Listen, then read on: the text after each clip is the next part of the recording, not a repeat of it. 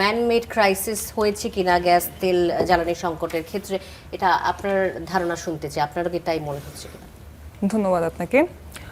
প্রথম কথা হচ্ছে যে ক্রাইসিস যেরকম হচ্ছে গণমানুষের জন্য একটা ক্রাইসিস সিচুয়েশন নিয়ে আসে, আবার অনেক মানুষের জন্য অপরচুনিটিও নিয়ে আসে। করোনাকালে যখন আমরা দেখেছিলাম যে আমাদের দেশে এক ধরনের মানবিক সংকট চলছে, তখন কিন্তু তার মধ্যে 2000 কোটিপতিও তৈরি হয়েছিল।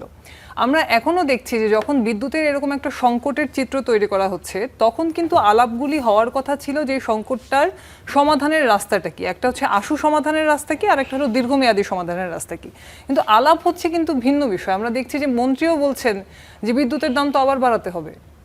অর্থাৎ মানুষ যখন একটা সংকটের মধ্যে হাঁসফাঁস করছে, তখন যদি এই ধরনের একটা জায়গায় বলা হয় যে হ্যাঁ একটু দাম বাড়ালে এটা সমাধান হয়ে যাবে, এইরকম একটা জায়গাও তৈরি করা হচ্ছে কিনা। আমরা জানি যে 27 সালের দিকে যদি ভর্তুকি আরও প্রত্যাহার করা হয়, তাহলে IMF এর আরেকটা লোন সেই ধরনের একটা পাওয়ার চিন্তাভাবনা সেটাও সরকারের মধ্যে আছে। ফলে ভর্তুকি প্রত্যাহার এবং জনগণের উপরে সেটার একটা ব্যয়ের ভার চাপানো, সেটার জন্য এই ধরনের ক্রাইসিসগুলি কিন্তু একটা অপরচুনিটিও তৈরি করে। ফলে সেই বিষয়টাও আমাদের অবশ্যই মাথায় রাখা দরকার। একটা বিষয় দেখেন যে এখন সংকটের ক্ষেত্রে আমরা কি দেখছি যে 21শে জুলাই এক্সিলারেট কোম্পানির টার্মিনালে আগুন লেগেছিল এবং তারপর থেকে সেইখানে একটা গ্যাসের ক্রাইসিসের কথা বলে সারা দেশে একটা ক্রাইসিস হচ্ছে। এবং ক্রাইসিসটা কি মাত্রার ক্রাইসিস, 10 থেকে 12 ঘন্টা লোডশেডিং হচ্ছে। ঢাকায় হয়তো অতটা হচ্ছে না, কিন্তু ঢাকার বাইরে প্রত্যেকটা জায়গায় মানে যেরকম দুর্বিষহ জীবন মানুষ যাপন করছে, সেটা আসলে মানে অবর্ণনীয়। এই যন্ত্রণার কোনো শেষ নাই। তাহলে সেই রকম একটা জায়গায় বাংলাদেশের মানুষ চলে গেল।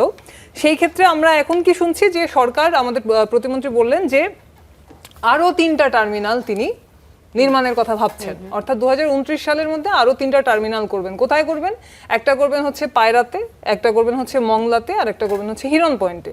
এই পায়রা বন্দর এখন পর্যন্ত চালুই হয় নাই। 10,000 কোটি টাকা খরচ করে একটা মেগা প্রজেক্ট করে গিয়েছে, যে বন্দরটা এখন অচল। সেখানে তিনি আরেকটা টার্মিনাল করবেন, যেখানে হচ্ছে অলরেডি নাব্যতা সংকটের কারণে কোনো জাহাজ ভিড়তে পারে না, সেই জায়গাতে তারা এরকম আরও পরিকল্পনা করছেন। অথচ দেখেন 3 বছর বসে তারা এই টার্মিনাল নির্মাণ করবেন, তারপর যদি আবার LNGর ক্রাইসিস হয় তখন তারা সেখানে বসে বসে ক্যাপাসিটি চার্জ দিবেন। অথচ ভোলায় 5 ট্রিলিয়ন ঘনফুট গ্যাস বসে আছে। আজ পর্যন্ত সেখানে একটা পাইপলাইন করে সেখানকার মানুষের, অবশ্যই দক্ষিণাঞ্চলের মানুষের কিছু দাবি আছে যে গ্যাস ভিত্তিক শিল্পাঞ্চল সেটা একটু তৈরি করা হোক, এই দাবিগুলি আছে। কিন্তু সেই কাজটা কিন্তু 3 বছরে করা যেত।